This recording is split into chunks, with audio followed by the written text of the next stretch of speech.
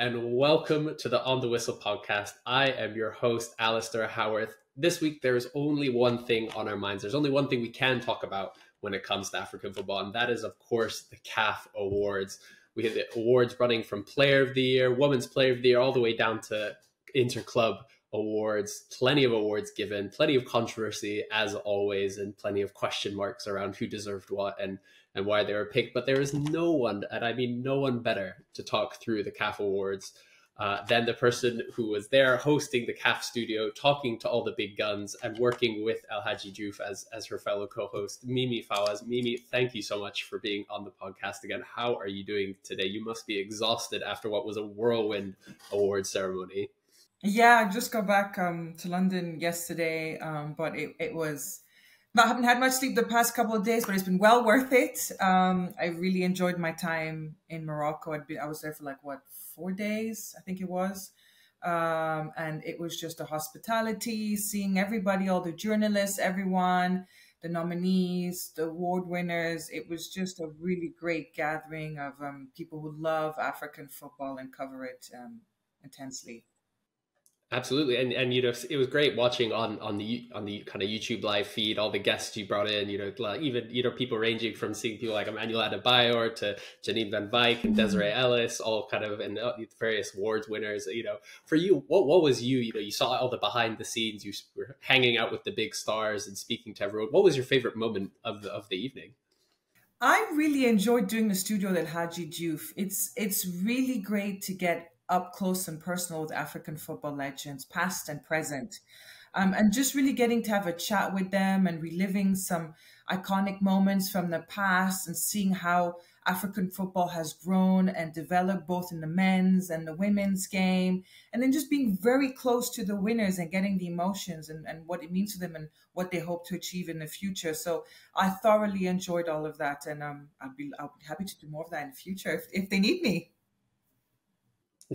Absolutely, and no one better to be doing that kind of stuff with Alhaji Diouf, who is just one of the biggest characters in world football, let alone African football. It was great. I said to him afterwards, forget football. You've got a career as a journalist or a presenter. He was actually really good. So I think it was his first time doing something like that, but he was really, really good.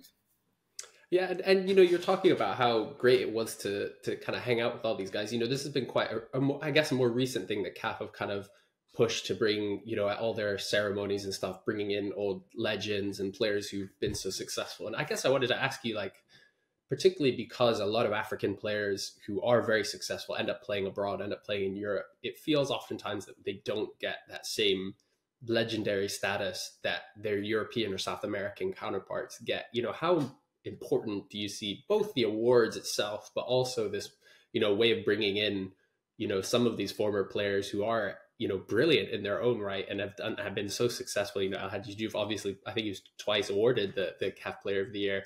How important is it that we actually recognize greatness, on the continent?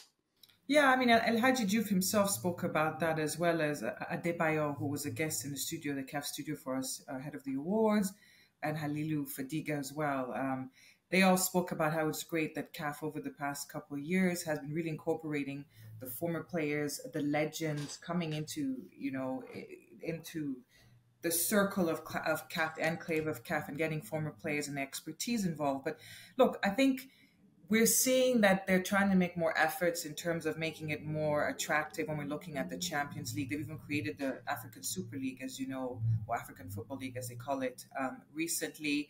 And we saw as well the African Women's Champions League that was as well created. So they're trying to really invest in domestic football. And to get the future talents of African football, you have to have strong leagues. You have to have regular competitions. That's the only way that you're going to keep having the next line of new stars coming through Africa. So we have to invest in our own continent and our own domestic league. And it's really important to show that, players on the continent themselves are valuable and have incredible talent across Africa. Yeah. And this, we on this podcast have often been quite critical of CAF and the way in which they manage things, particularly across the kind of African Football League, African Super League, all of that. But I think it's one of the big kind of good things they've done over the last years is this recognition of the players.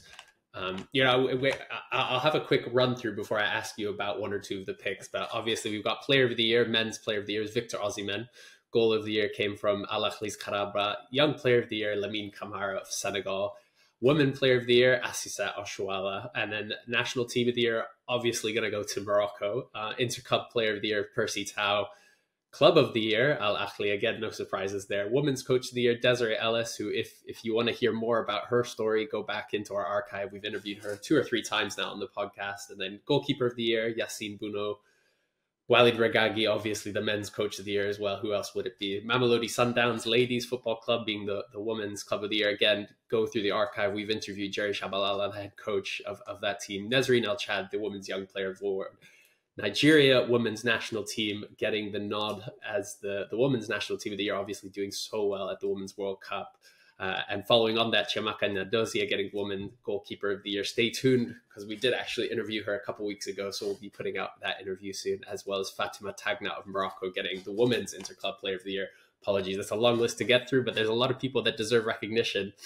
Mimi, we don't have time to go through that whole list, so I'm just going to pick you up on 2. Obviously, the Nigerian connection, Victor Osimhen and Asisat Oshoala, getting the nod. Asisat Oshoala, I think it's six times in a row, setting new records for being the most successful player on our continent.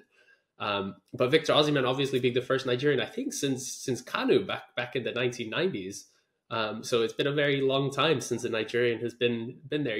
How do you feel about, as a Nigerian, but also as a journalist, in terms of both of those two getting the awards? Look, I think they're both deserving. First of all, congratulations to all the nominees. They're also deserving. I know there have been debates of other people that should have been on it, and that's also something I think for another time that people as well could pick up on, because those are also valid reasons. But let's look at Osimhen, for example. I thought he was a deserving winner for sure. I can't argue on the fact that he didn't deserve it. He does deserve it. He scored, 26 goals in Serie A last season. Top scoring African in history. Made the Ballon d'Or top 8. No African had made the top 10 this year for the Ballon d'Or. So, that's an incredible achievement. Top scorer in the AFCON qualifiers with 10 goals. The list, you can go on and on and on, helping Napoli to win the Scudetto in first time in 33 years. So, of course, he's a deserving winner when you look at all that he's achieved last season for Napoli. So, for Nigeria, it was a huge moment. As you mentioned, the last time that a Nigerian picked up the award was back in 1999, and that was Kanu Nwankwo. So, for Nigerians, it was historic.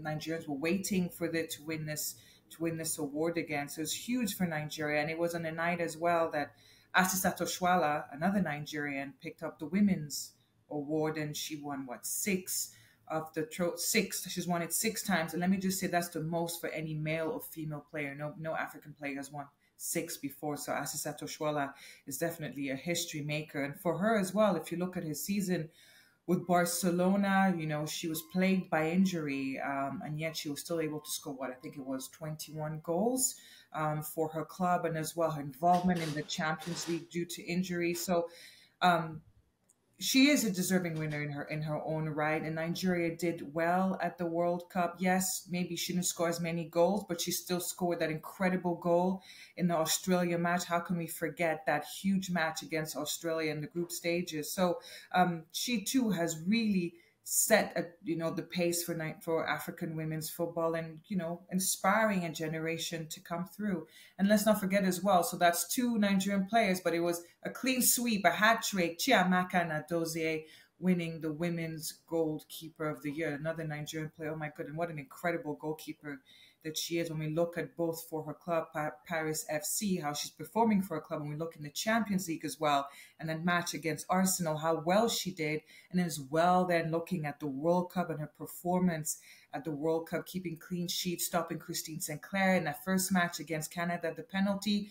She is an incredible goalkeeper, and I think there's so much more that we can see from her in the future. Yeah, and I think Chiamaka is the perfect example where she had a sensational year, but at the World Cup she wasn't even considered for goalkeeper of the tournament. She wasn't even one of the nominees, and so I think it's another example of where she's someone who deserves the recognition, and she's not getting it on a kind of global scale. And so it's really good that we we can at CAF, on the African scale, at least say, look, we think she's one of the best goalkeepers in the world. I think she's had the best season of any goalkeeper in the women's game, especially when you compare Mary Earps, who has, had a brilliant, time with England over the last couple of years, who got the Ballon d'Or award, goalkeeper's award. But she hasn't had an amazing season with Man United, and I think Chiamaka's had a better season. But that's neither here nor there in terms of the way we talk about it. But I think it's really important that you pick that up. Because but that's why it's good that we have these awards like the CAF Awards, because we have to recognize ourselves. Nobody else is going to recognize us, and why not celebrate ourselves and our achievements? We don't need to wait for other people to celebrate us. Absolutely. Mimi, thank you so much for your time. We realize you've given us so much time despite, the crazy schedule you've had. So thank you so much again for being on the podcast. Hopefully speak to you soon. Definitely, Alasdair. Thank you for having me.